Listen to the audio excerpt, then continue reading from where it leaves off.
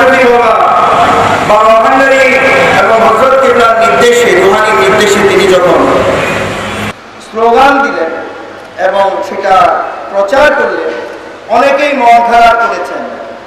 আমরা মনে করেছিলাম আমরা পাপি তাপি, আমরা মাইজভান্ডার শরীফ গিয়ে একটি জায়গা পাবো, এইটাও দেখে এখন মুমিনের স্থান হয়ে গেছে, এখন আমরা যাবো কোথায়?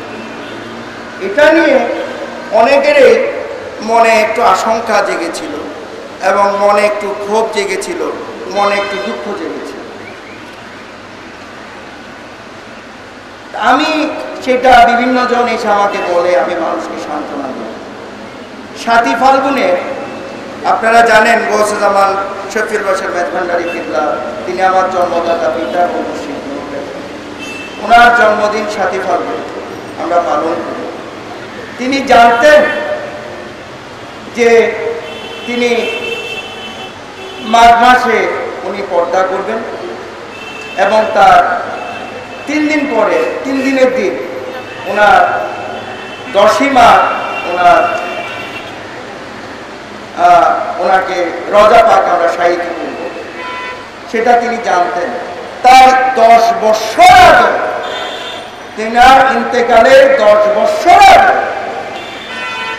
গৌসে জামান শফি বাবা বলেছেন, আমার ওরসের কোনো প্রয়োজন নেই, কারণ ওনার ওরস যদি আমরা করি তাহলে আমাদের 10ই মাঘই করি। তাই হযরত গৌসুল আজম আহমদুল্লাহ মেজভান্ডারীর সম্মানে ওনার ওরস উনি বাদ দিয়েছেন। কথা বুঝতে পেরেছেন?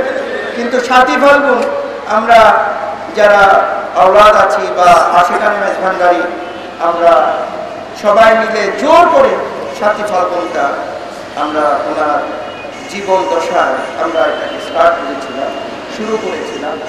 তাই 7ই ফাল্গুনে আছেন ওনার, কিন্তু ওনার ওরস গৌসুল আজম আহমদুল্লাহ মেজভান্ডারীর সম্মানে নিষেধ করেছেন। তো সেই গৌসে জামান শফি বাবা এই প্রসঙ্গে আমি বলছিলাম